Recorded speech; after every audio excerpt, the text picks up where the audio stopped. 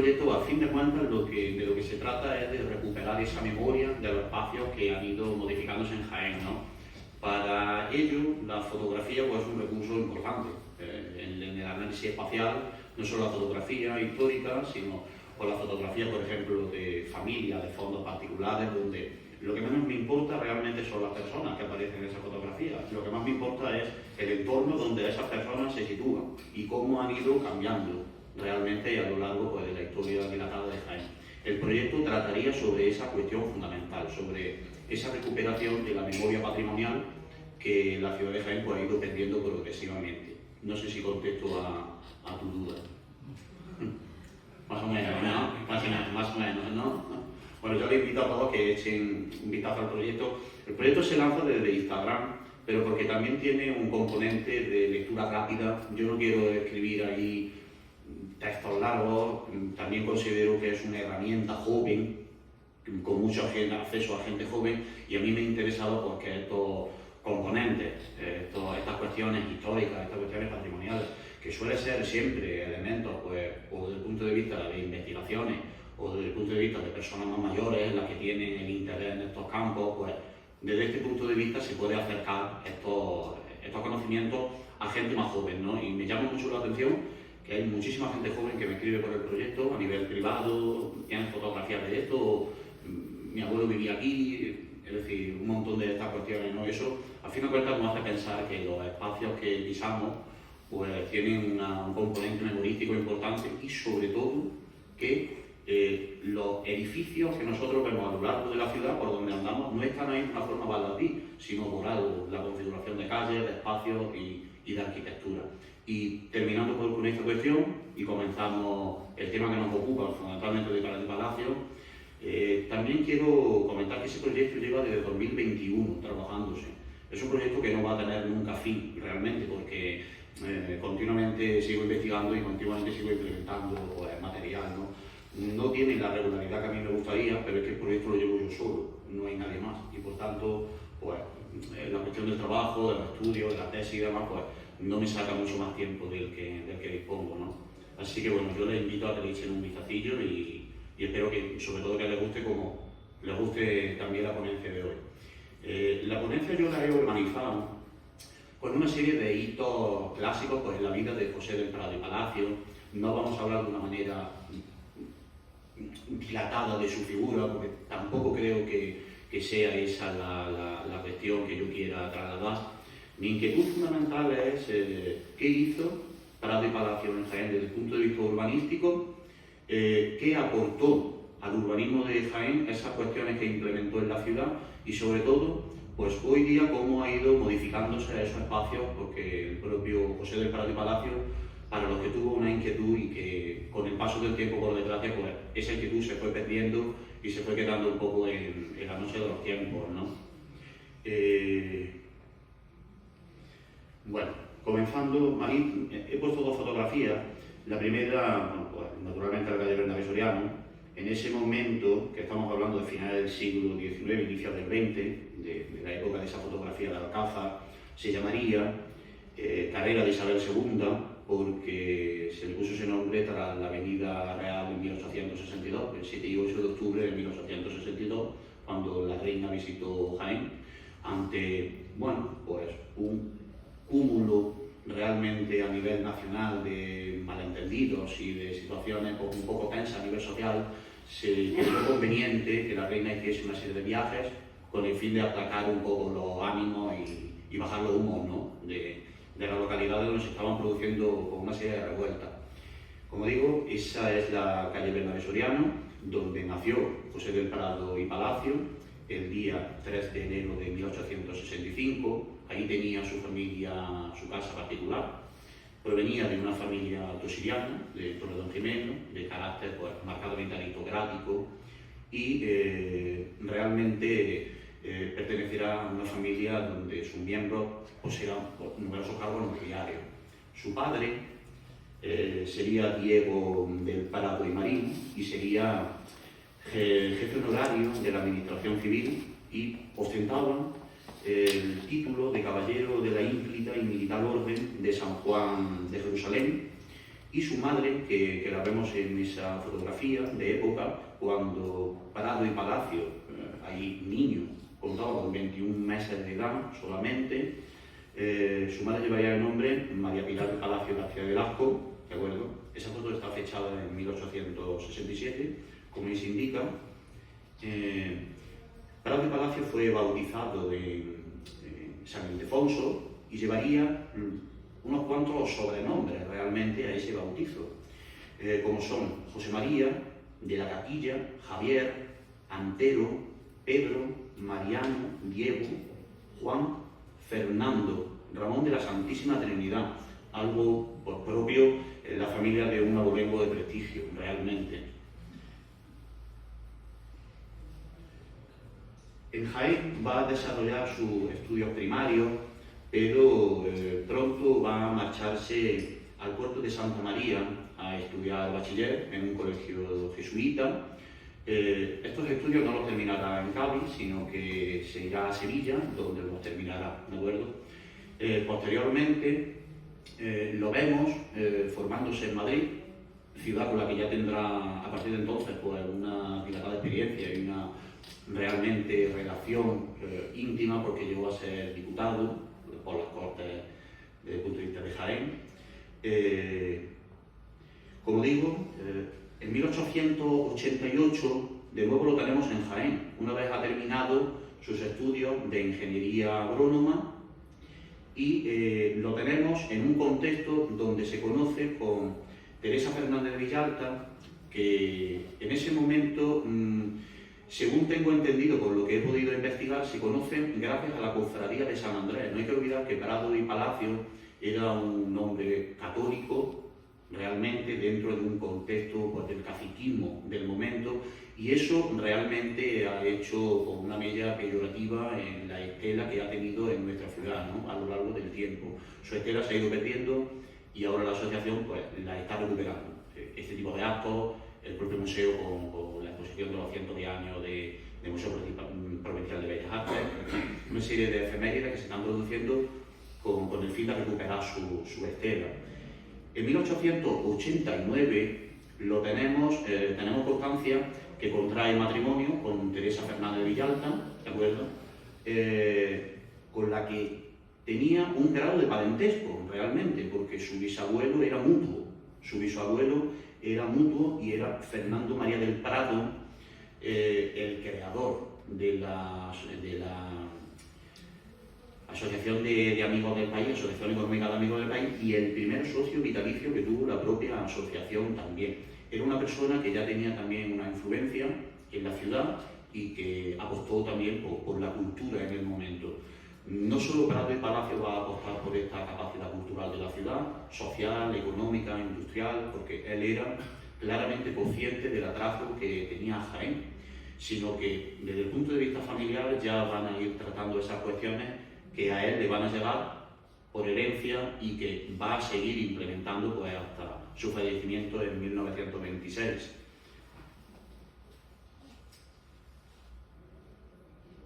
En 1890 entra de lleno en la alta política, realmente, gracias a Francisco Silvela, que fue un hombre, un político de envergadura en los primeros años de reinado de Alfonso XIII, y desde entonces ya no va a desligarse nunca más de la política, salvo en momentos puntuales donde va a continuar sus estudios, va a acabar su formación académica en algunas otras cuestiones que estaba formado, y también va a trabajar en la finca familiar que tenían en Arroyoville, una de las fincas que tenía su familia. En esa finca él se va a ocupar fundamentalmente de la gestión del olivar y del molino que tenía la propia finca. Claro, hay que tener en cuenta que su formación agrónoma era la indicada para desarrollar estos trabajos, su contexto dentro del propio caciquismo y su influencia política, porque llegaría a ser director general de Agricultura.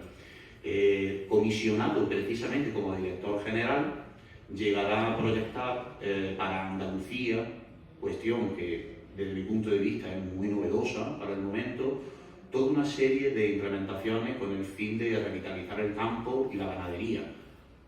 ¿de acuerdo? Esta cuestión diría que incluso hoy día para Jaén es novedosa, porque hemos llegado al punto donde no sabemos ni siquiera vender el aceite.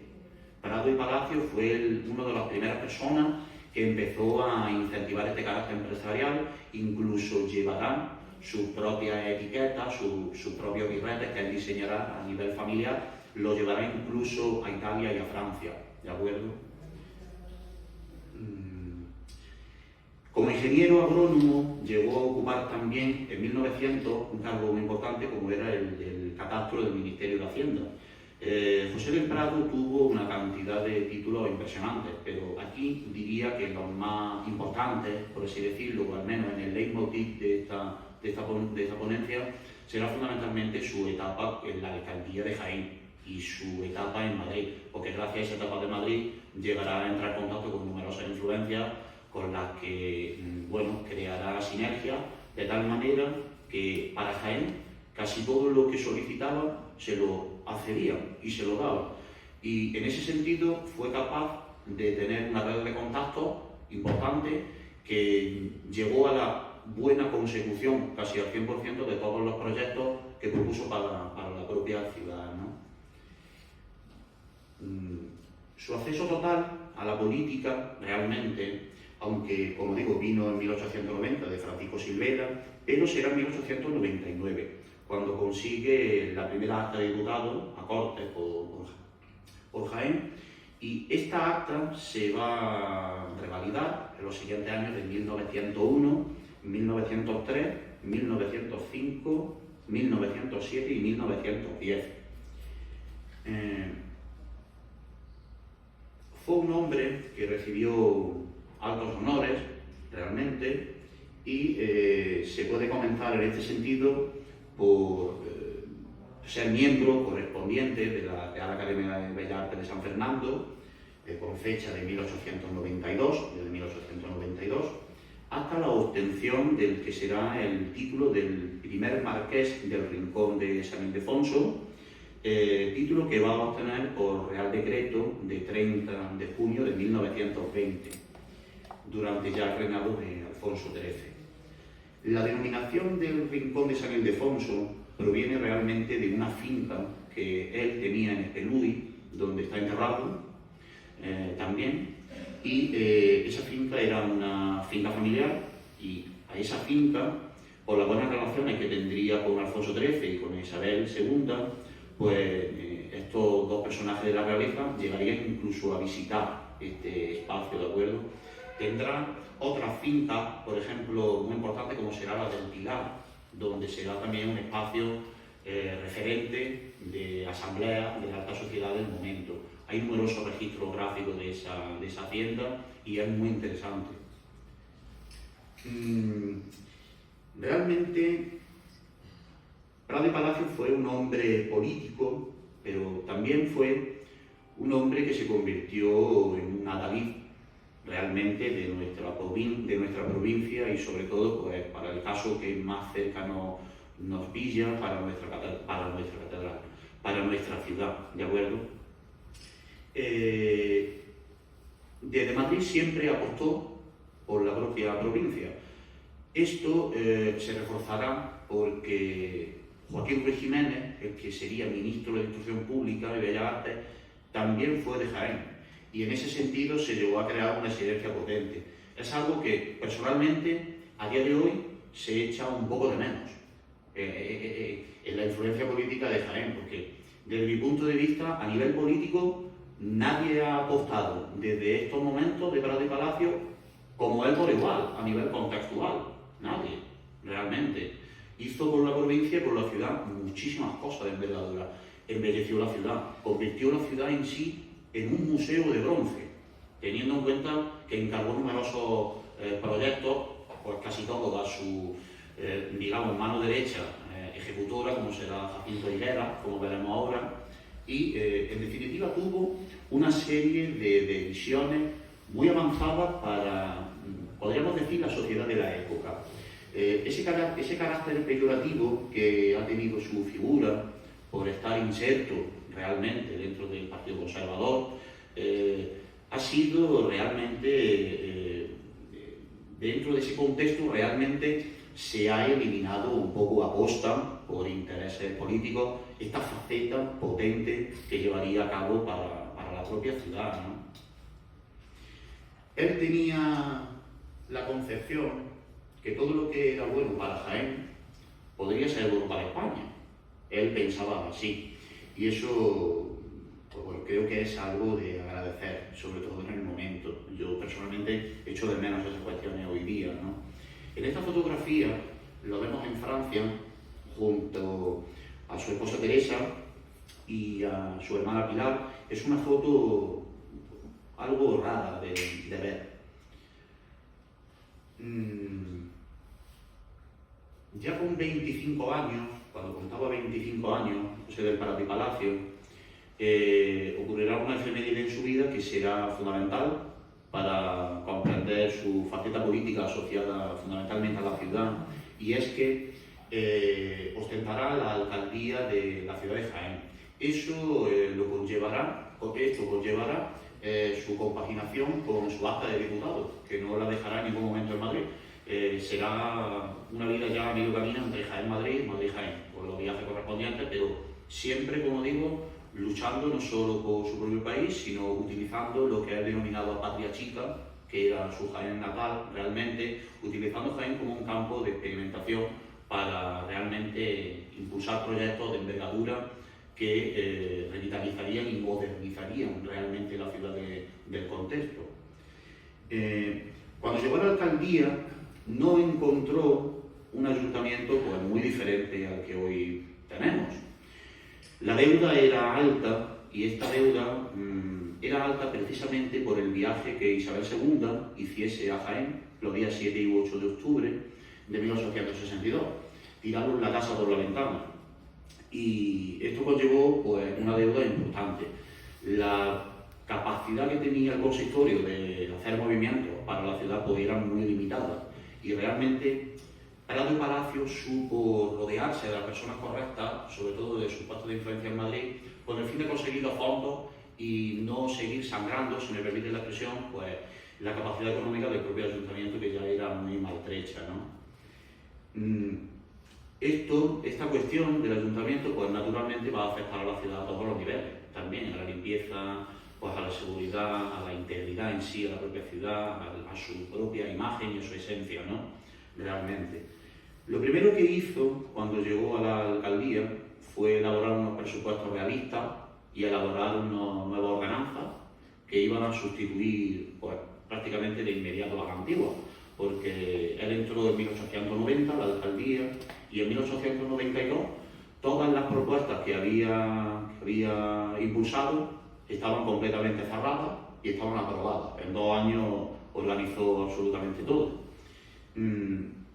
Como era consciente, como digo, del atraso que tenía esta ciudad, pues uno de los aspectos fundamentales que empezó a plantear fue la revitalización de algunos espacios urbanos de la propia ciudad, ante la capacidad insalubre que proyectaban, por ejemplo, el nuevo matadero que proyectaría en la calle Ejército Español y que pues, fundamentalmente se construiría muy rápido, porque el 1 de junio de 1892 ya tenemos que la primera fase se había acabado, estaba ya construida, ¿de acuerdo?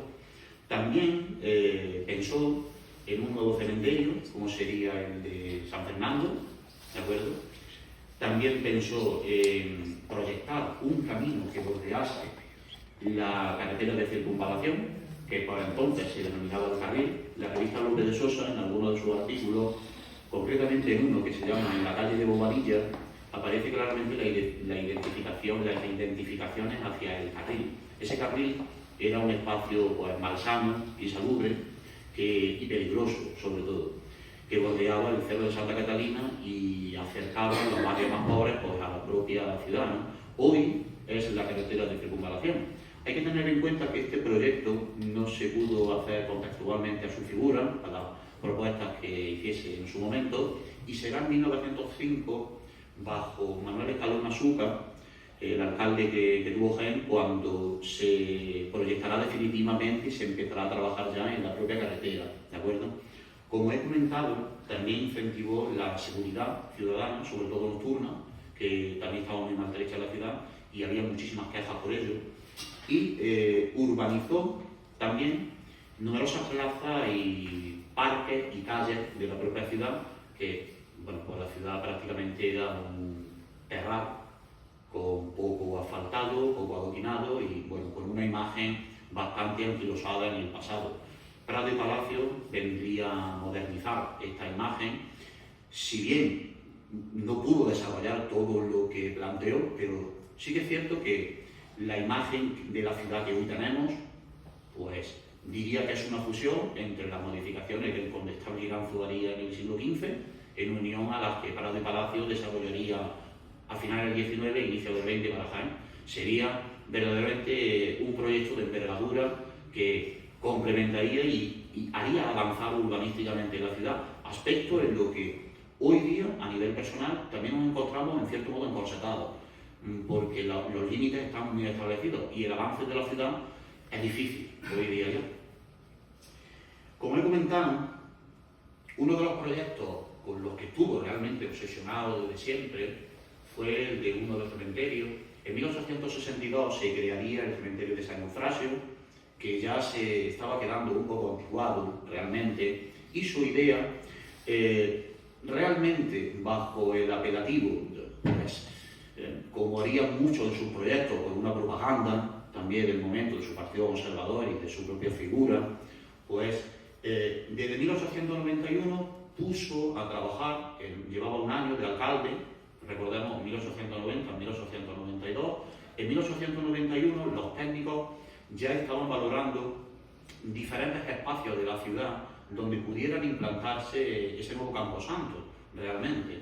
Al final, Cerro Almagro, o el paraje conocido como Cerro Almagro, sería el indicado en la propia carretera de Córdoba, por entonces un punto muy alejado de la ciudad, porque hoy día tenemos la Salobreja, tenemos el Ferial, pero en su momento lo máximo que había en ese punto sería alguna ermita en el entorno donde hoy se localiza la Salobreja y que sin lugar a dudas sería una ermita que tendría una relación a nivel de estos cinturones de ermitas que definen a muchas ciudades antiguas.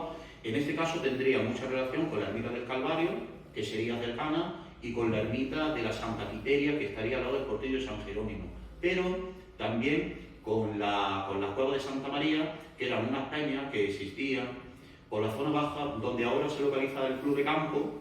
Había una serie de cuevas, incluso con una trayectoria de eremitas, parece ser según la literatura escrita. La parcela se compraría al médico Francisco Ruiz Alcázar y el propio Prado no tardó en organizar una comitiva con el fin de dar visibilidad a este nuevo proyecto del que pues, se sentía más que orgulloso.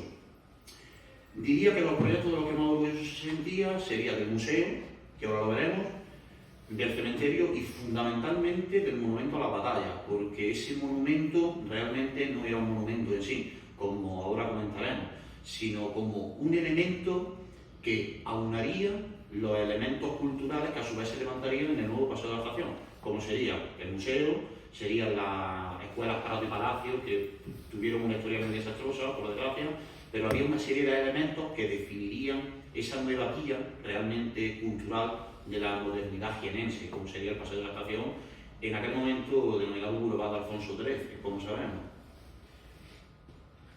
Respecto a sus aplicaciones para calles y plazas, no hay que olvidar que, como comento, Jaén tenía todavía una imagen un poco anquilosada en ese pasado, diría incluso pues desde época moderna, desde los momentos renacentistas y barrocos, se había cometido cierto inmovilismo de tal manera que la ciudad no había avanzado sustancialmente, o al menos en imagen.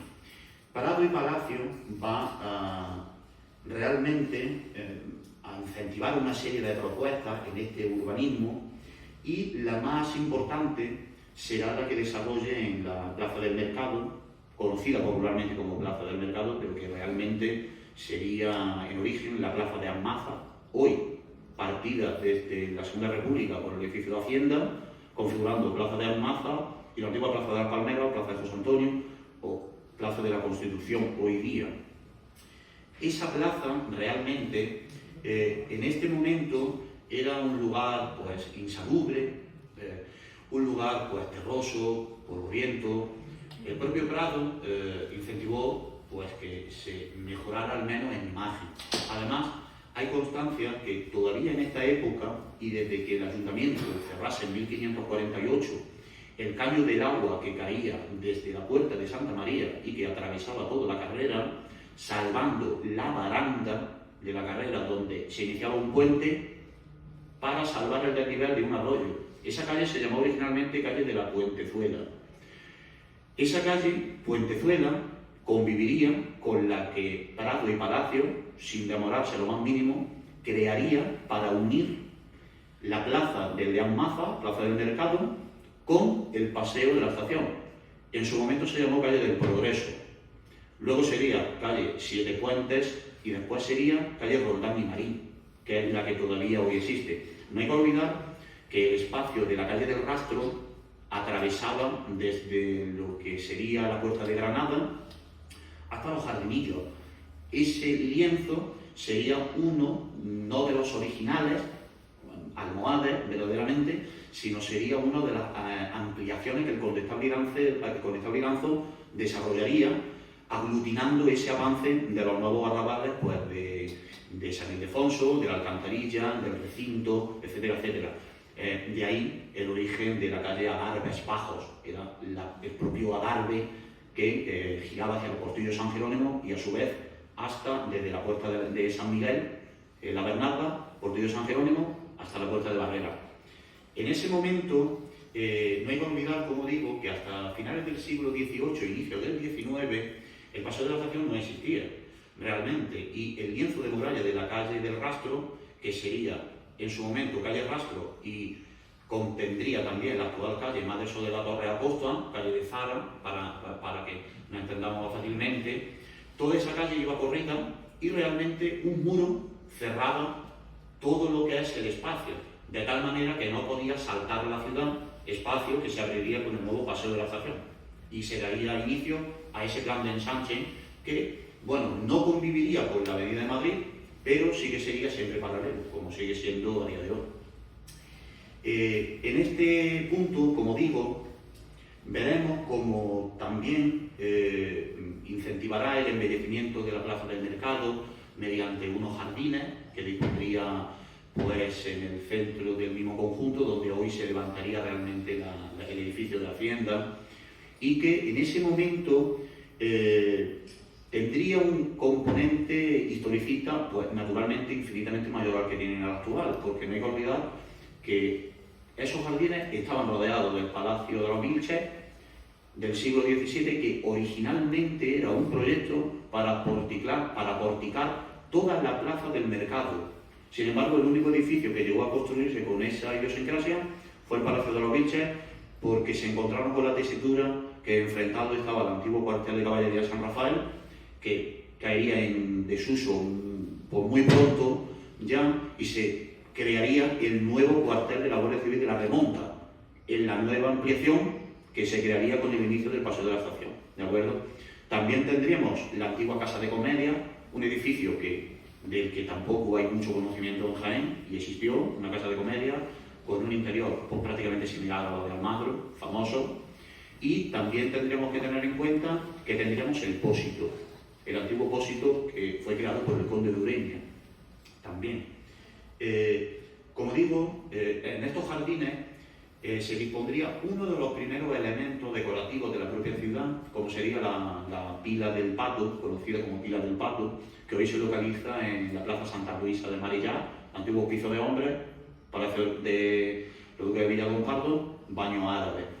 Es muy curioso esa fuente porque pasa muy desapercibido que la serpiente tiene cabeza de pato y el pato tiene cabeza de serpiente, realmente.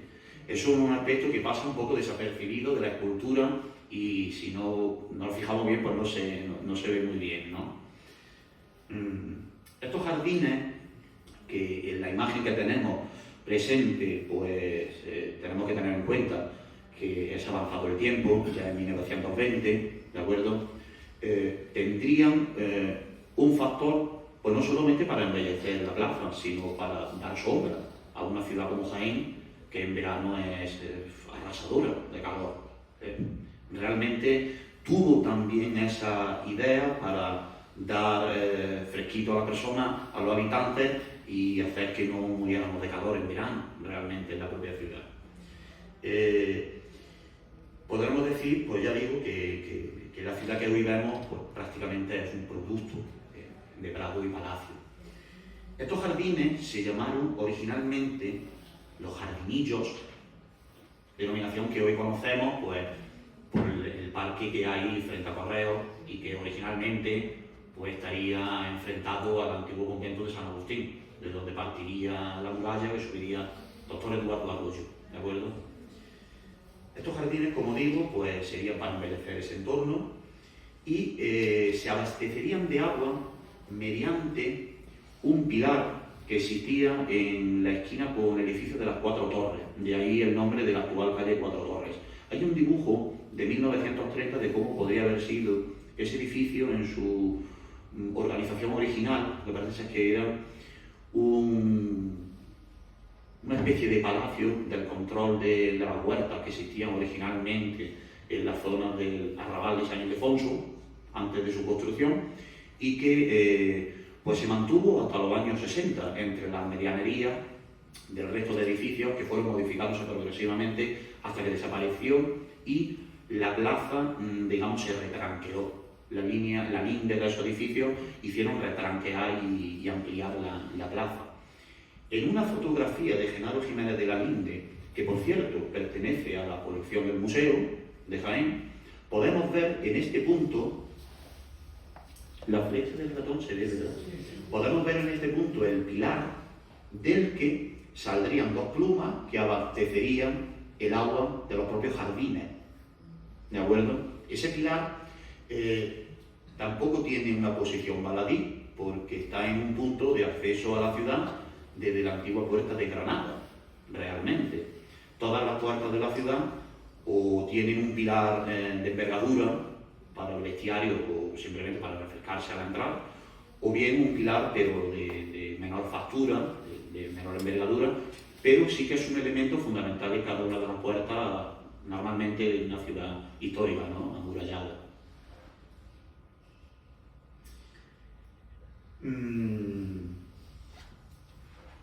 Como José del Prado encontró, ya digo, un ayuntamiento pues, maltrecho económicamente, realmente tuvo que recurrir a todas sus influencias posibles en Madrid para poder llevar a cabo a buen puerto, poder llevar a una buena consecución de estos objetivos para su ciudad y para su provincia.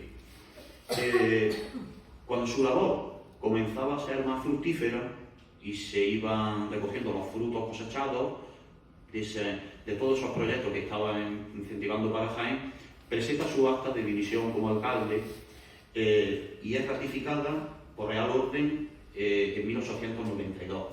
Recordemos, 1890-1892, solo 2 años de alcaldía, pero 2 años de alcaldía que no van a ser suficientes para que él siga trabajando realmente por su ciudad desde los puestos de influencia en Madrid. Y algunos, pues naturalmente, también desde Jaén, porque siempre que había algún tipo de comitiva real y demás, contaban con él para los protocolos que se arbitraban al respecto. Con él y su dimisión, también van a presentar la dimisión los 4 ministros de su partido, el Partido Liberal Conservador, como serían Rafael Martínez Nieto, Federico Muñoz Valderías, procedente de una familia también de abolengo, que en el siglo XVI se instalaría en la calle Carrera de Jesús. Serían los 2 primeros edificios que se levantarían en un entorno porque hasta ese momento era malsano, lleno de, pues, por así decirlo, de empresas contaminantes y demás. Por eso, en la propia Plaza de la Constitución, los hornos cerámicos que aparecieron, musulmanes, tienen un punto predilecto en el abastecimiento de agua, porque estos caudales de agua que caían por la carrera permitían abastecer de agua a esa industria que necesitaba pues, de líquido, ¿no? También presentaría la dimisión Alberto Cancio Uribe, tiene también una calle en Jaén. y Mariano de la Torre Rodríguez. Posteriormente a este periodo de dejar la alcaldía, se retiró temporalmente y se dedicó a trabajar como ingeniero agrónomo y a seguir complementando algunos de sus estudios. Como tiempos posteriores a la alcaldía,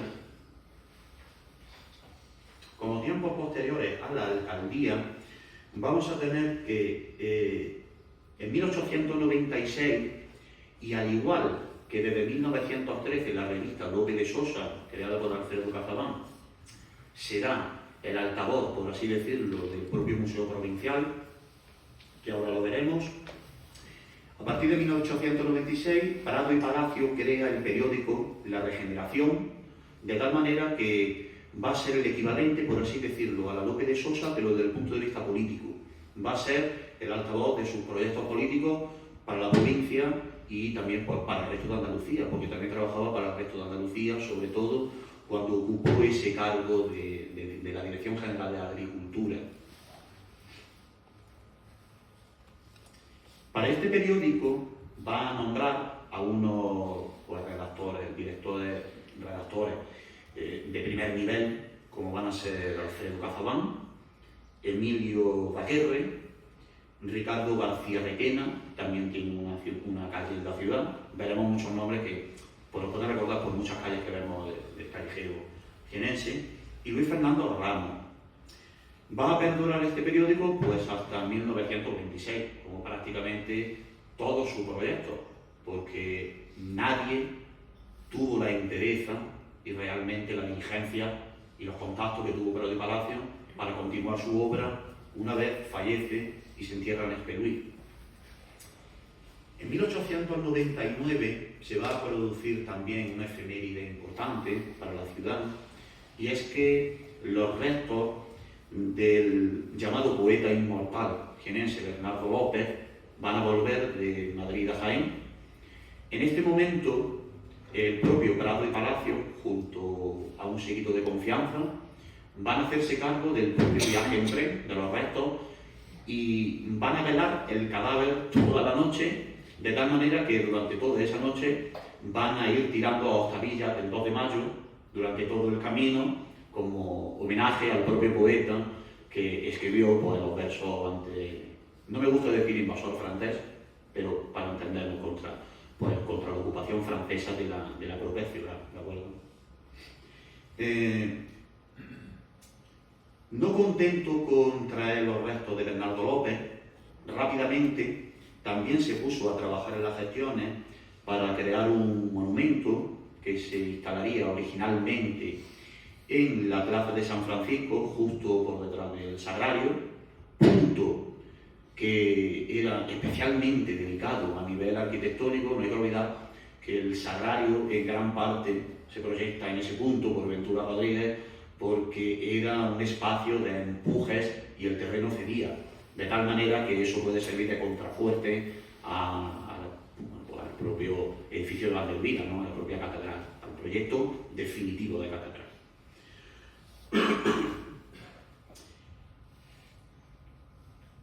Este monumento va a ser el primero, el de Bernardo López, va a ser junto a este de la Pila del Pato, como comentaba antes, pero como monumento de encargo va a ser el primero que empiece a embellecer la ciudad.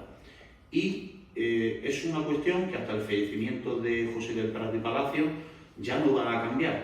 Jacinto Aguilera va a ser su escultor predilecto y prácticamente todas las piezas que encargaba las va a desarrollar este escultor santestireño, ¿de acuerdo?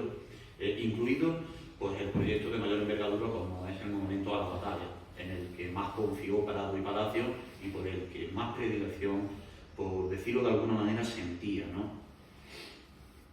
El monumento sería inaugurado por el rey Alfonso XIII ante las dudas iniciales del ayuntamiento de llegar o no a tiempo. Parece ser que el ayuntamiento nunca tuvo mucho interés en este monumento y parece ser también que puso algún tipo de traba, intentó poner algún tipo de traba tanto a Prado Palacio como a Jacinto Higuera. Desconozco las causas, todo se ha dicho, pero sí que es cierto que parece que hubo algún tipo de traba, ¿de acuerdo? Al final se llegó a tiempo, se inauguró. No solo eso, sino que este monumento, su posición inicial sería la de San Francisco, todavía sigue perdurando en los jardinillos, en lo que conocemos como los jardinillos, frente a una academia en inglés. Pero en 1939 se trasladaría a los jardinillos y en el 73 se iría a la Alameda, donde tendría una posición bastante deplorable, pues rodeado de suciedad, y al final el consistorio decidió que volviese a su situación original en los jardinillos, donde desde luego pues tiene mayor envergadura. Al monumento le falta una placa, porque fruto del vandalismo se destruyó. Se hizo una nueva, que es la que tiene actualmente puesta. El proyecto para la plaza realmente, en 1919, lo olvidaba, en 1919, en esta fotografía que tenemos en pantalla, también vamos a ver como en la calle Maestra, antigua Maestra Baja, situado en el punto donde se encontraba, si no el mismo lugar, el edificio colindante, el Bar Manila, el famoso Bar Manila, la casa del poeta, del propio poeta Bernardo López, se le ha dado un homenaje al que el propio Prado y Palacio, como estaba acostumbrado, invertirá 500 pesetas para este proyecto al menos. En todos los proyectos que encargaba, prácticamente en todos ponía dinero de su bolsillo directo, al margen de los incentivos que se podían recopilar con suscripciones populares y demás, ¿no? A lo cual también era muy afín, no solo él, sino también la propia ciudad. Como vemos, la placa fue de manos también de Jacinto Higueras, que no cobró por ello, la hizo de manera altruista, y todavía pervive en un estado bastante bueno, curioso. El proyecto para la plaza de Dean Mazas, que tendría Prado y Palacio, de esta manera va a quedar encorsetado entre dos monumentos de Jacinto Higueras, mediante la calle San Clemente, que sería la calle que en un principio llevaría el propio nombre de Prado y Palacio, aunque también hubo un proyecto para indicárselo a la calle Llana, porque ahí tenía su familia, el padre de su esposa, los marqueses de Villalta, tenían la casa familiar. En esa misma casa será donde el poeta Miguel Hernández, mientras estuvo en Jaén con Josefina Manresa, escribiría algunos poemas del altavoz del Frente Sur, cuando trabajaba para la resistencia republicana, y hay una fotografía de los dos en la terraza escribiendo sus poemas. Es una foto muy bonita, muy poco conocida, pero que es una foto con mucho encanto.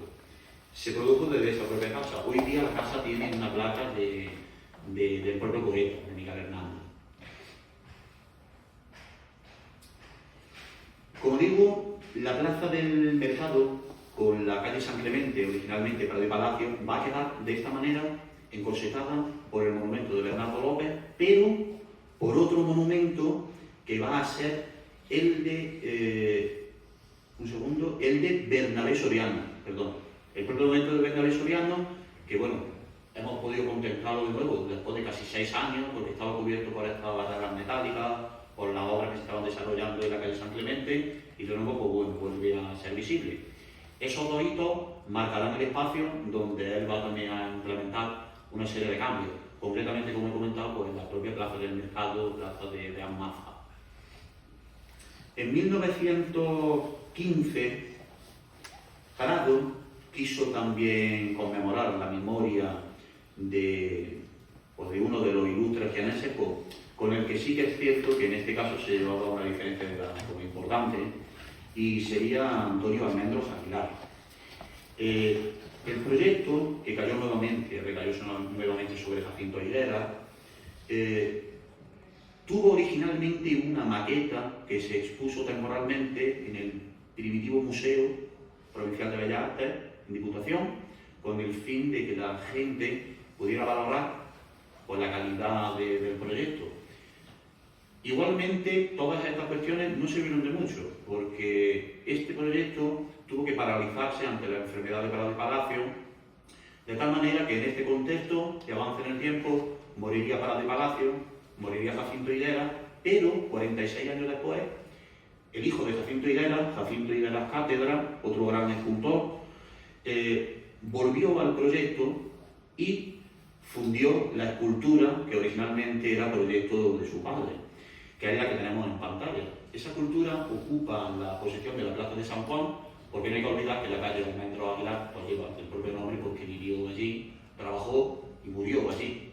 Era una calle de prestigio que ha perdido progresivamente su entereza también con los años, sobre todo en puntos centrales como puede ser la Plaza de Santiago, con el antiguo convento que había de Santa María de los Ángeles y el deterioro pues, al que ha llegado ese espacio con una riqueza patrimonial pues, fuera de toda duda. No hay que olvidar que ahí estaba la iglesia de Santiago, tenía las cristas, está el refugio antiaéreo, estaba la casa palacio de los Benavides, algunas casas palacio también de la religiosa, pues todo se ha perdido.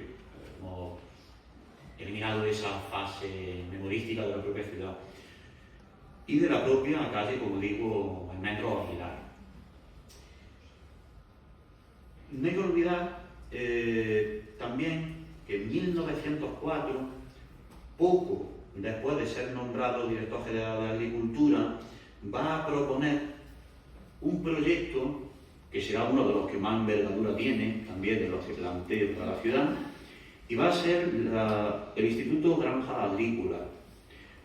Su formación como ingeniero agrónomo va a incentivar, en unión pues, nuevamente a las influencias que tenía, va a incentivar la construcción de este centro, cuyo fin iba a ser el de estudios pioneros para revitalizar el campo y la ganadería, no solo de Jaén, sino también de Andalucía. Sería algo así como recuperar aquel proyecto que le encargaron cuando estaba comisionado por la Dirección General de Agricultura. En la foto que vemos, este proyecto de la granja será de 1904, empezará a organizarse en 1904, el 18 de agosto concretamente, aunque irá progresivamente avanzando en el tiempo con la construcción de otros módulos arquitectónicos, de tal manera que se llegará incluso a la construcción de una ermita del Pilar, en homenaje a su madre, a la madre de Prado y Palacio, y que se santificará en 1920. Estamos hablando de un periodo avanzado ya de la construcción inicial de la propia obra, pero que nunca hubo pues, deseo de abandonar la pieza, ¿no? Sino que se fue incentivando y se fue utilizando. En la fotografía que tenemos en pantalla, que es de 1908, pues muy poquitos años después de construirse el complejo, vemos al doctor Eduardo Arroyo con su familia y amigos en lo que hoy son las peñas donde se levanta el guerrero ibérico metálico que hay en el propio parque. Claro, vemos la zona que pertenecía al parque, pues era un olivar, y es muy interesante porque podemos ver como prácticamente el límite de la ciudad lo suponía el Hospital de San Juan de Dios, con algunos módulos, pero muy poquito. La ciudad se extendería muy poco. El Hospital de San Juan de Dios sería el punto, por así decirlo, de envergadura máximo de extensión. Estamos hablando, como digo, en 1908. Un momento donde, por cierto, los lienzos de muralla todavía se conservaban en gran parte y una cuestión porque hemos perdido prácticamente por completo también.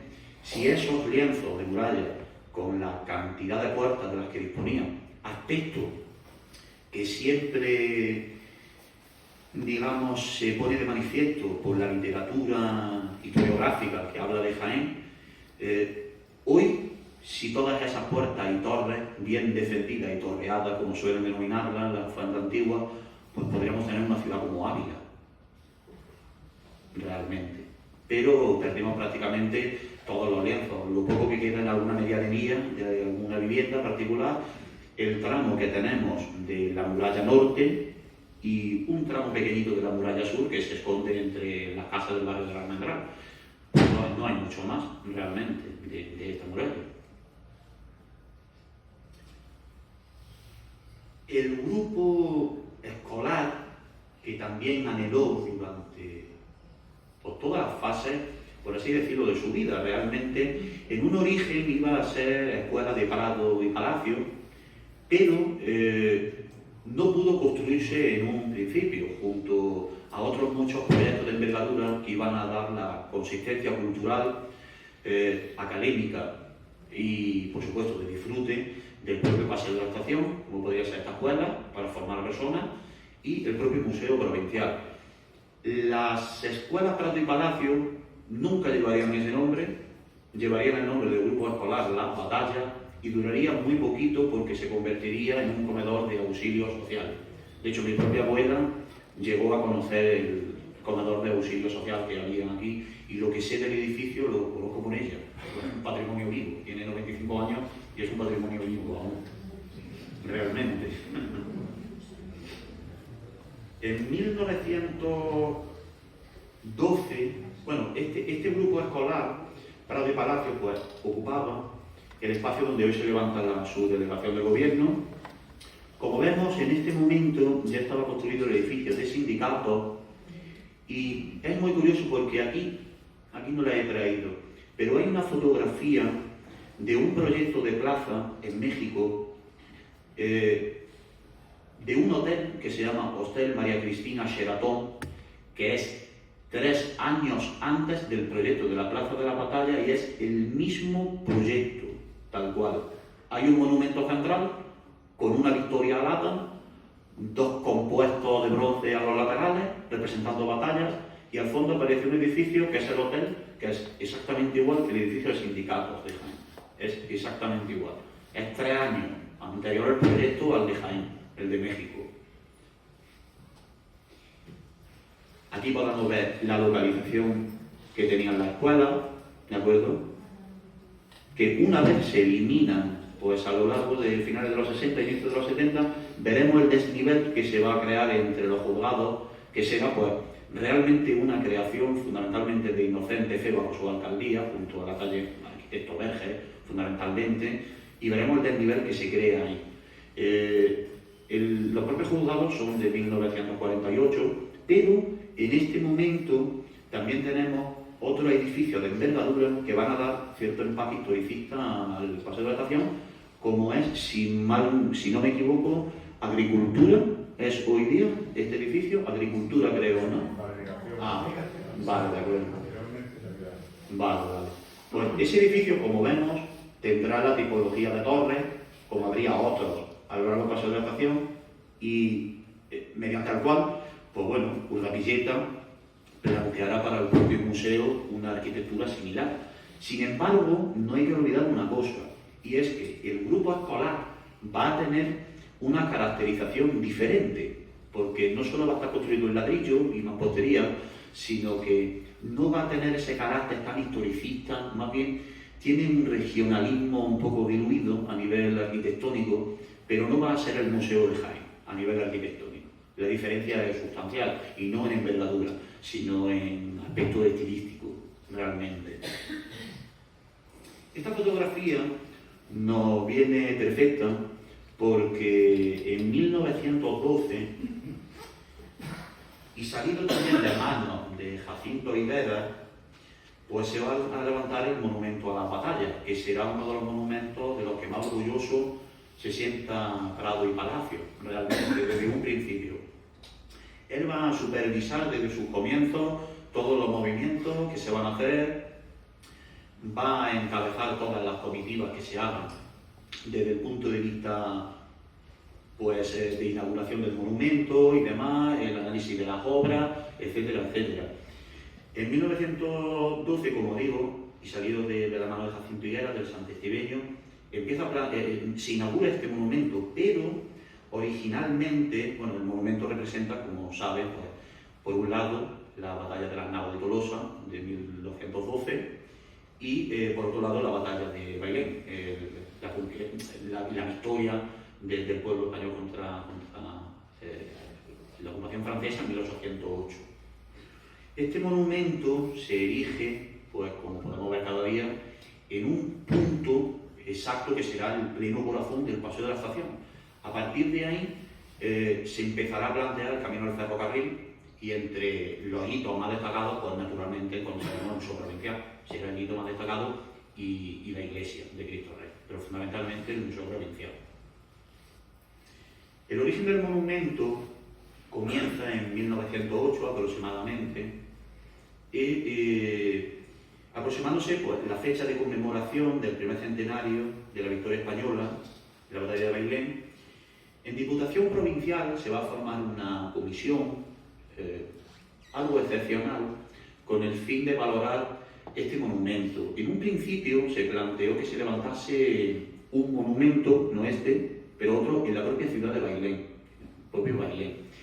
Pero el Ayuntamiento de Jaén, ojo a visor, y aunque, bueno, estaba muy deteriorado económicamente, como he comentado, impulsa la propuesta para que se cree en Jaén, con la condición de que si eso se hace, el propio Ayuntamiento invierte 1.000 pesetas del momento. Finalmente el proyecto se ejecutará en Jaén. Este Ayuntamiento consistorio también va a acometer los gastos de la explanada del entorno y de la cimentación del propio monumento. Y a pesar de que la Real Academia de Bellas Artes de San Fernando iba a ser quien escogiese el proyecto definitivo que se iba a levantar, Prado y Palacio, siempre pues, con mayor celeridad de lo que se moviera en el momento, contacta rápidamente con Jacinto Higuera y le propone el proyecto, ¿de acuerdo? De tal manera que, como digo, será el definitivo que se implemente en el urbanismo jienense. Los diarios del pueblo católico y la regeneración van a ser los encargados de abrir las suscripciones populares, de publicarlas, con el fin de que las personas puedan invertir, que haya mecenas locales que puedan invertir con el fin de que se levante el monumento y rápidamente se consigue el dinero. Prácticamente todas las iniciativas que Prado y Palacio construye mediante suscripciones populares, rápidamente conseguía el dinero. No solo tenía esa capacidad de influencia con Carlos de Madrid, sino que a nivel de la propia sociedad también conseguía rápidamente lo que se proponía, porque tenía una buena oratoria y realmente pues, eran proyectos que incentivarían por bienestar para Jaén, realmente. La ceremonia del monumento, del inicio del monumento, poniendo la primera piedra, fue en 1908, como digo, y fue seguida pues, de una excelsa comitiva que realmente encabezaría Prado y Palacio, y tras aquel momento que sería clave para comenzar a urbanizar y a modernizar lo que era el antiguo paseo de Alfonso XIII. En este momento, y gracias a la construcción del monumento, la zona empezará a convertirse en un foco de atracción para la modernidad jienense y se empezarán a instalar farolas de forja, se empezarán a instalar bancos también de hierro fundido y también se empezarán a plantar árboles de envergadura. Muchos de los árboles que en el paseo de la estación se han deteriorado en los últimos tiempos provienen de estos momentos. Se mantuvieron incluso con las modificaciones del propio paseo de la estación y de la propia urbanización y asfaltado de la propia calle. Provenían muchos de este momento, de las plantaciones de este momento. La ceremonia, que es lo que hemos comentado, en agosto de 1910 se coloca la primera escultura que va a ser la Victoria alada, la Victoria superior del monumento, y el acto pues, fue nuevamente presidido, naturalmente, por Prado y Palacio, que estaba, pues, en cierto modo, obsesionado con el monumento y, como digo, siguió pues, todos los trámites hasta su feliz consecución.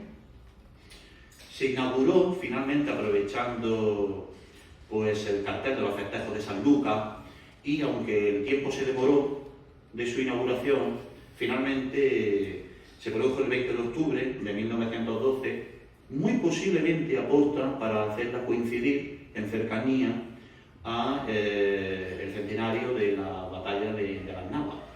En este momento, mientras en Jaén se estaba incentivando este homenaje mediante el monumento a la batalla, por ejemplo, en otros pueblos de la localidad, la revista López de Sosa y la revista Paisaje deja de manifiesto que, por ejemplo, en la Carolina, sin ir más lejos, por nombrar una de las localidades, también se incentivaron pues, numerosas arquitecturas efímeras con motivo de la celebración de esta efeméride, ¿no? La inauguración, como digo, se produce el 20 de octubre, y en una carta de Prado y Palacio a Alfredo Cazabán, en febrero de 1913, se deja de manifiesto la importancia que el propio Prado daba a la escultura. Y como son palabras textuales, me van a permitir leerlas. Decían así: este monumento es más de lo que significa, con ser tanto un gran símbolo de nuestra vida provincial. Es la aurora de una nueva y fecunda época. Ya, como vemos, hablamos de una evolución a nivel de la modernidad con respecto a lo que él se encontraba en una Jaén pues un tanto arcaica realmente, para que no resulte un romanticismo estéril, para que la admiración que despierta pueda ser convertida en fértil núcleo de prácticas y honrosas utilidades. Es preciso, es indispensable que en torno del monumento conmemorativo de las heroicas luchas que tuvieron por teatro los campos de nuestra provincia se agrupen otros monumentos en los que enseñamos al pueblo las grandes armas de combate de las no menos terribles luchas de la vida actual: instrucción y educación. Lo utiliza como propias armas para la defensa realmente de la propia ciudad. Cuando en torno del monumento de las batallas se levanten esas escuelas públicas y ese internado de selectos, aquella biblioteca, el museo, etcétera, etcétera, será cuando considera determinada la obra evocativa de Navas de Tolosa y de Bailén. Como vemos, pues existía una preocupación de Prado y Palacio por dotar de nuevo, moderno y culturalmente avanzado para el momento servicios e infraestructura en este nuevo plan de ensanche que supondría el paso de la estación. Esto es un momento también de la inauguración. Y es muy interesante también esta fotografía, porque hoy día es literalmente imposible tener estas perspectivas. La evolución de la ciudad a nivel vertical ha hecho que grandes miradores, podríamos decirlo, a cota de calle, se hayan perdido en gran parte. Muchísimas fotografías antiguas lo dejan de manifiesto, esa cuestión, y es algo en lo que creo la ciudad ha reparado bastante poco también. Bueno, llegamos a, diría, obviamente la obra que más nos representa, que para eso estamos en su espacio, que es el Museo Provincial de Bellas Artes, ¿de acuerdo? En un artículo de lo que se llamaba Elaborar por la Cultura, de la revista Don Lope de Sosa, de 1913, Prado y Palacio ya deja de manifiesto tajantemente, además, que uno de los firmes propósitos que tiene para la ciudad de Jaén no solo es la modernización de este paseo de la estación, sino dar empaque a cada uno de los hitos que van a conllevar esa modernización. Y concretamente habla no solo del monumento a la batalla, sino también del propio museo ya. Es decir, él quería el propio museo, un museo y un grupo escolar, que en este caso sería pues, lo de Prado y Palacio, que como he comentado sería finalmente la batalla. Dos centros de cultura, pues como digo, que habría de consolidar la modernidad del paseo de la estación. El Real Decreto de 24 de junio de 1913, a propuesta del entonces ministro también jienense, Joaquín Ruiz Jiménez, promueve la creación de un museo provincial en todas aquellas provincias donde no existiese uno. De tal manera que, teniendo en cuenta que Joaquín Ruiz Jiménez y Prado y Palacio eran muy buenos amigos, no es de extrañar que el segundo también pudiese influir de alguna manera de ese momento histórico para incentivar este Real Decreto. Sin embargo, para esta cuestión no tenemos datos fidedignos, pero lo que sí sabemos es que él mismo va a crear otro Real Decreto, que será el de 8 de enero de 1914, por el cual, y al amparo de este de 1913, se va a crear el Museo Provincial de Bellas Artes. Se va a designar en un principio a Alfredo Cazabán como primer director, un hombre adalid de la cultura jienense del momento, bien, se van a ver acompañados en algunos de los momentos, concretamente, por ejemplo, en el momento donde la infanta Isabel inaugura el propio museo. Hay una fotografía que ahora veremos donde aparece la propia infanta con Prado y Palacio y Alfredo Cazabán. Va a ser algo así como la triada que junto a Joaquín Ruiz Jiménez, el cuarto, den cobertura a la creación del nuevo Museo Provincial. Como digo, se designa a Alfredo Cazabán primer director, y el primer paso que va a desarrollar Cazabán una vez entra en activo este nuevo decreto por el cual se crea el museo, va a ser buscar realmente unos espacios, en principio provisionales, para la instalación de este museo. Se necesitaba un espacio acorde para disponer de las piezas, realmente. Para ello, se va a proveer el museo, este primitivo museo original, de los espacios que ocupaban la Galería Baja, la antigua oficina de telégrafos. Estaríamos hablando de una sala dedicada para escultura, otra para pintura y otra donde se reunirían algunas piezas arqueológicas que Alfredo Cazabán le va a denominar artevario, según la revista Don Lope de Sosa en las fotografías que se dejan de manifiesto. A su vez, habría otros espacios más pequeños que sería el despacho del director y el despacho de conservación. Como vemos, es un espacio pues, de una envergadura limitada que con el tiempo va a tener problemas ante la llegada masiva de piezas, gracias a las buenas disposiciones que Prado y Palacio va a seguir desarrollando desde Madrid, consiguiendo piezas artísticas para este nuevo museo que se ha creado. Otra de las cuestiones que Cazabán va a crear una vez se erige como primer director va a ser la Junta de Patronato, también al amparo de este Real Decreto de 1913.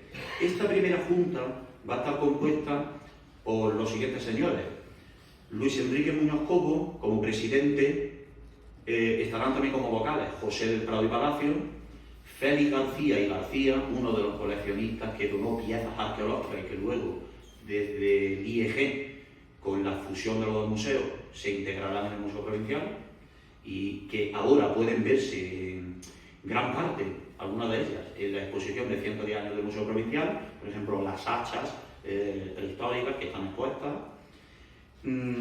También estaría Julián Espejo García, Eduardo Fernández de Rábago, que en el museo, en el archivo documental, tenemos las actas de fallecimiento y las comunicaciones para ocupar esa plaza por Fernández de Rábago fallecido, ya fallecido.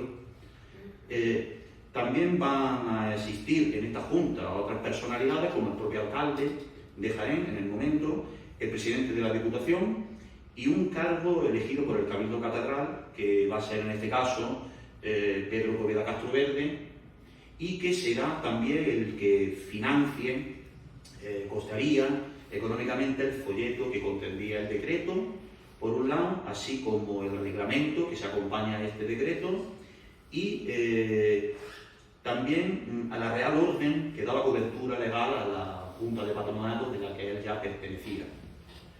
Desde un punto de vista administrativo, el museo va a quedar desde sus comienzos bajo tutela del Estado, pero Diputación Provincial y Ayuntamiento, dentro de su capacidad limitada, también van a incentivar económicamente, con todo lo que pueden, la nueva empresa cultural cuya inquietud es que llegase para quedarse realmente y que se siguiese avanzando en el estado de la cuestión de lo que ese nuevo museo provincial podría aportar no solo a la provincia, sino también por el resto del país, realmente con sus colecciones. Van a desarrollar, como digo, esfuerzos y la adecuación de estos espacios de telégrafos van a quedar, va a ser uno de los primeros aspectos que van a tratar esta nueva Junta de Patronato, realmente, que tendrá como fecha la primera Junta el 25 de mayo de 1914. En esta comunicación que se transmite a Prado de Palacio, los agradecimientos por todas las buenas gestiones que había hecho, pues la contestación de Prado y Palacio a los pocos días va a ser enviar 4 nuevas órdenes, por la cual se van a enviar un volumen de piezas de cartografía nacional, concretamente 204 boyas, alguna agua fuerte de Carlos de Aes. También van a venir algunas piezas, réplicas de piezas grecolatinas en yeso, en este caso procedente de la Real Academia de San Fernando, de Bellas Artes de San Fernando. Algunas de estas piezas todavía perviven en la actualidad en la Escuela de Arte. Vamos, yo mismo he tenido que utilizarlas cuando era estudiante de bachillerato de arte y siguen estando allí algunas, recuerdo, en muy mal estado ya, pero siguen viviendo algunas realmente.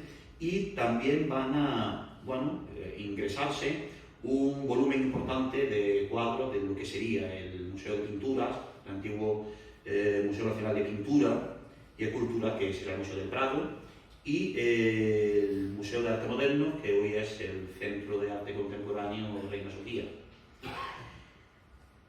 Las donaciones de particulares, especialmente de Jacinto Higueras, que va a ser una persona que done inicialmente 6 de sus piezas, pues van a engrosar todo este volumen de piezas de las que hoy podemos disfrutar en el propio museo. Como las obras no paraban de llegar, ¿de acuerdo? Aquí vemos a la infanta con Prado y Palacio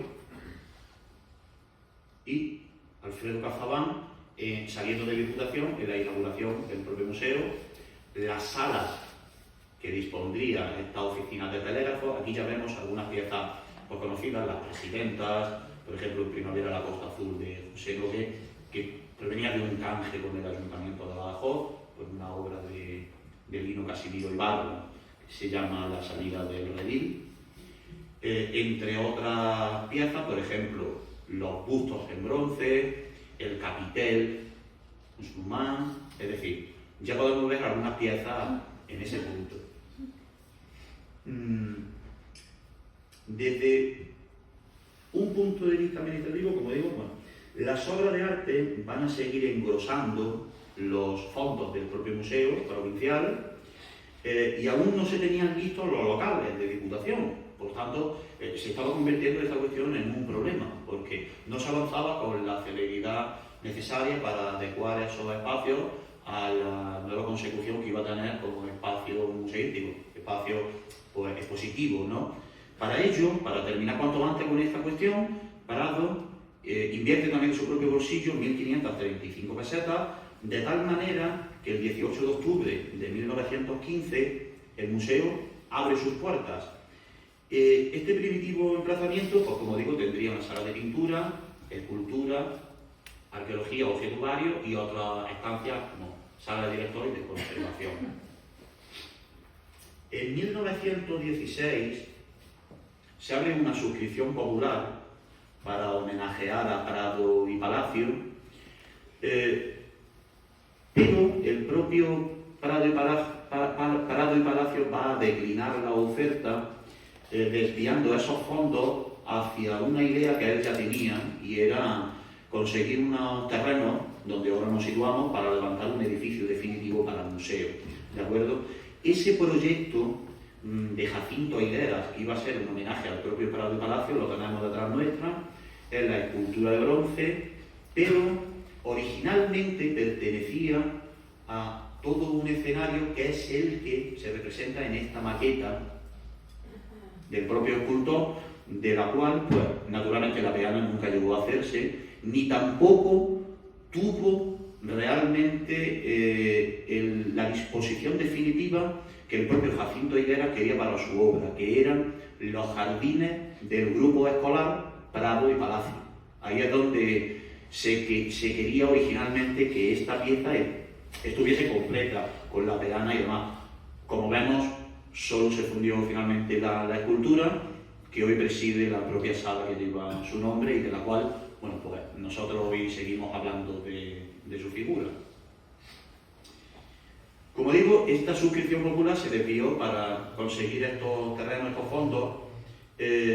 Además, el propio Prado y Palacio aportó 15.000 pesetas de su propia economía para conseguir los terrenos dignos para levantar el nuevo museo, y para ello escogió en la segunda fase del paso de adaptación unos terrenos que se llaman las Huertas del Sol. Ahí se van a adquirir esa huerta, esos espacios, y a la propuesta, Diputación Provincial también va a incentivar la suma de 5.000 pesetas para esta empresa, así como el propio Ministerio con 500 pesetas va a ayudar. En 1917 finalmente se compra el solar de 4.200 metros cuadrados por la cantidad de 37.250 pesetas. Como ministro de Instrucción Pública, realmente, Prado y Palacio se vuelca desde siempre con el nuevo edificio. Va a ser otra de las obras cumbres de sus proyectos de modernización para Jaén, y uno de los primeros movimientos que hace es conseguir, gracias a su capacidad de influencia, conseguir las dos portadas históricas que hoy se sitúan en el museo. Por un lado, la portada de San Miguel, de la iglesia de San Miguel, que desde finales del siglo XVIII y del XIX se había ido comprando por un propietario y reacondicionando la iglesia mediante espacios de vivienda, hasta que hoy podemos ver nuevamente su esqueleto arquitectónico, diáfano, y también va a conseguir la portada del Pósito, de tal manera que quede como portada de acceso al propio museo. Es importante tener en cuenta que la propia portada de San Miguel se construyó antes que el propio museo. Fue lo primero que se tuvo que disponer, porque para poder meter la puerta realmente no se podría. Además, la fotografía antigua nos muestra que está aislada en un principio con la huerta que tendría circundante. Esa zona sería la que ahora ocuparía el ejército español, la línea de ejército español. Se designa oficialmente para la obra al también jienense Antonio Flores Zurda Villeta, que era hijo del afamado arquitecto Justino Flores Llamas. Se designa como arquitecto final y comienza la obra pues pequeñas partidas que Prado y Palacio va enviando desde Madrid a Jaén, hasta que en uno de esos plenos, creo recordar que el último en el que Prado y Palacio colabora, consigue la friolera de 500.000 pesetas, para el momento que eso era un volumen económico importante, un dineral. Consigue esas 500.000 pesetas que faltaban para ya la culminación del edificio, ¿de acuerdo?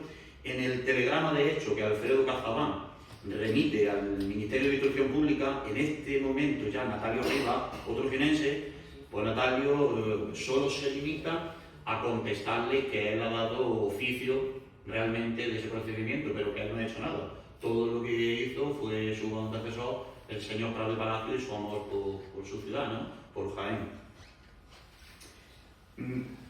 La capacidad que va a tener Prado y Palacio para la gestión obtuvo sus frutos hasta sus últimos días, con los acuerdos con Madrid, pues, como digo, para facilitar estos fondos artísticos, sobre todo de pintura, y encargó una serie de pinturas él mismo, concretamente de él y de su mujer, pinturas que una vez fallece Prado y Palacio, su mujer donará al Museo Provincial.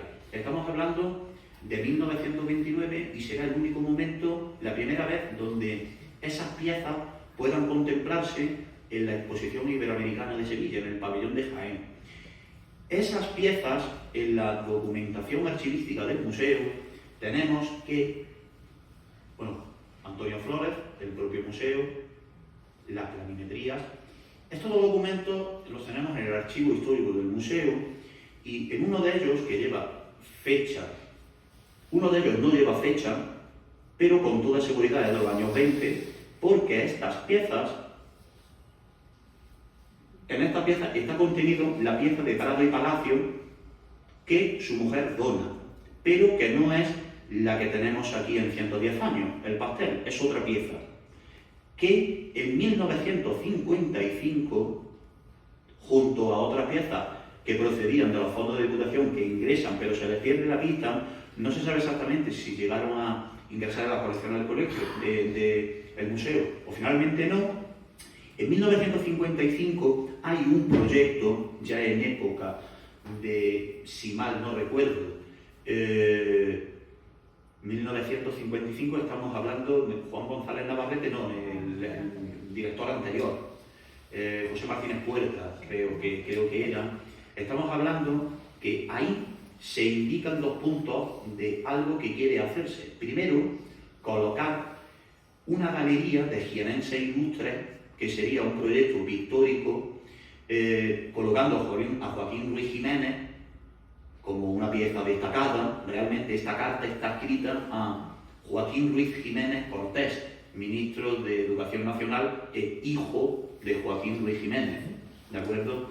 Y una segunda propuesta donde se propone un busto del propio Joaquín Ruiz Jiménez Cortés, pues presidiendo otra de la sala y demás.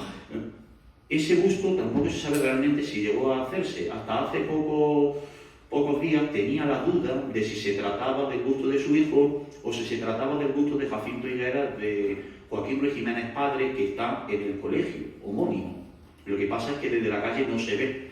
Está entrando a la derecha en un jardincito y es un busto de una calidad técnica excepcional, al estilo pues, de los que conserva el Instituto de Estudios Jienenses, o que aquí también conservamos de Alfredo Cazabán o del propio Prado y Palacio, ¿no? Estos documentos, ya digo, proponen ese proyecto que podría haber sido interesante. Y estas piezas también se rastrean, se sabe que se expusieron en la Exposición Iberoamericana de Sevilla, en el pabellón de Jaén, en 1929, porque un artículo del Instituto de Estudios Jienenses, de su boletín, de 1984, muestra todas y cada una de estas piezas. A día de hoy sigo sin saber exactamente dónde se encuentran, es lo que ahora me hallo, investigando de esas piezas donde puedan encontrarse, con el fin si se pueda conseguir algún tipo de documento gráfico actualizado y demás, ¿no? Para tenerlo en el propio archivo del museo. Bueno, como proyecto final en la obra de Prado y Palacio, vamos a tener el complejo, la Compañía de Agua de Jabalcuz, que no deja de ser un macroproyecto, quizá el de mayor envergadura que planteara en las propias termas de Jabalcuz y en los componentes arquitectónicos que le rodean. Y como digo, será el último gran proyecto. Se trataba de reconvertir pues, un viejo balneario, como era de Jabalcuz, en un centro termal, deportivo, de ocio y demás, a nivel europeo, de tal manera que se crease sinergias con el turismo que viniese a España y a su vez a Jaén, pues para este turismo de balnearios, ¿no? Al no tener hijos y disponer pues, de una fortuna notable, Prado consideró pues, que esta su última apuesta por Jaén tenía que ser a lo grande, porque ya también pues, se encontraba muy enfermo y quiso pues, dejar un último testimonio de su vida y obra en la propia ciudad. La finca termal, que era de su esposa, pasaría a manos de ella, pues, procedente evidentemente de sus padres, los marqueses de Villalta, y que a su vez la había adquirido del ayuntamiento cuando en 1886 precisamente el consistorio tiene que vender propiedades ante el déficit económico del que dispone. Ese agujero económico tiene que vender propiedades y en ese momento pues, la familia de Prado y Palacio adquiere esa propiedad. En 1925,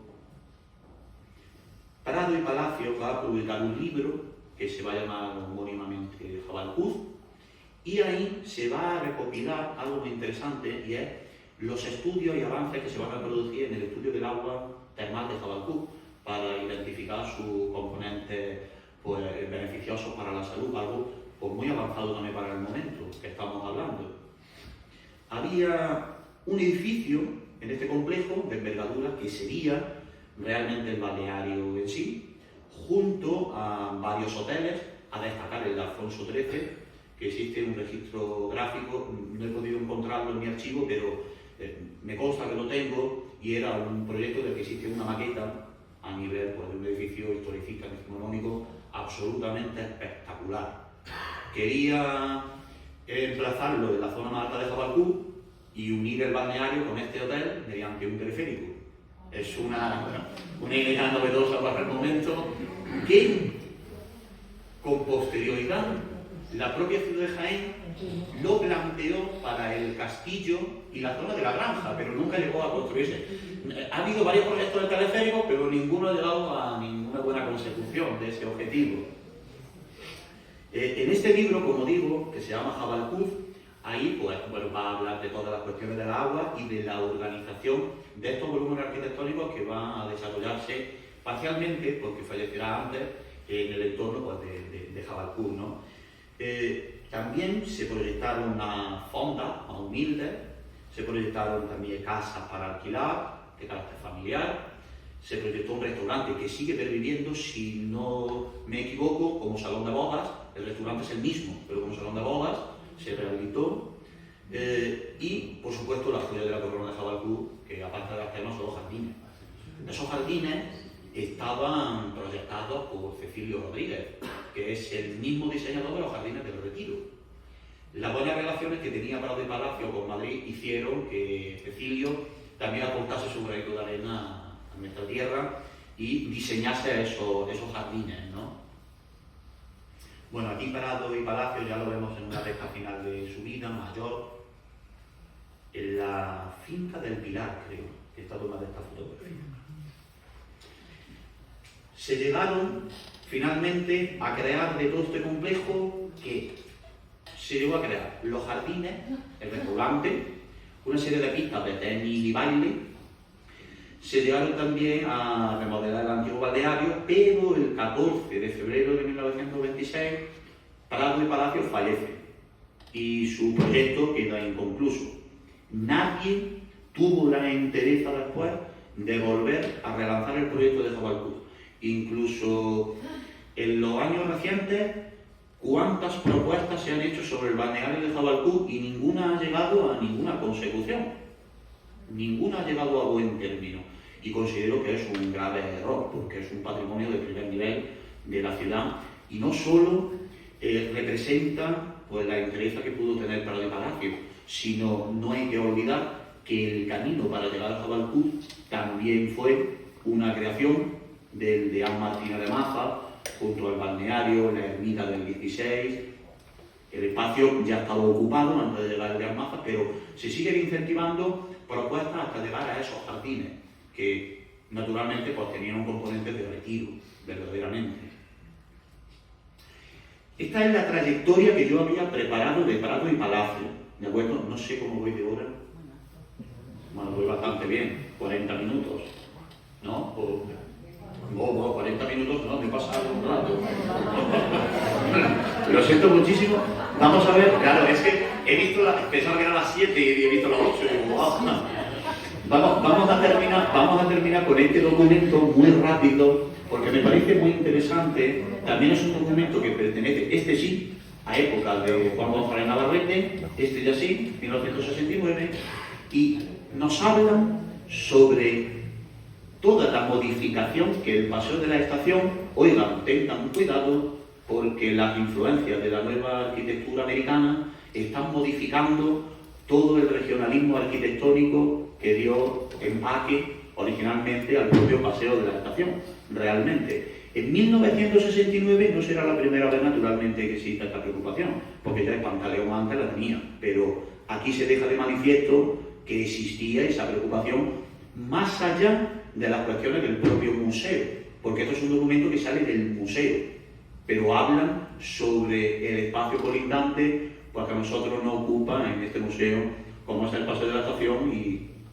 como digo, el eje de la modernidad. Muchísimas gracias por todo.